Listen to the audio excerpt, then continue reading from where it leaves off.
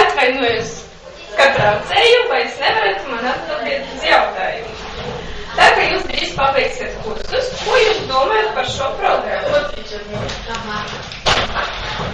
Mēs esam Olga un Aleksandrs. Mūsu darbā vajag runāt latviski. Mūsu valodas līmenis bija nepatīkams, bet samaksāt tik daudz nebija iespējas. Mēs apmeklējam mūža izglītības projekta ietvaros latviešu valodas kursus.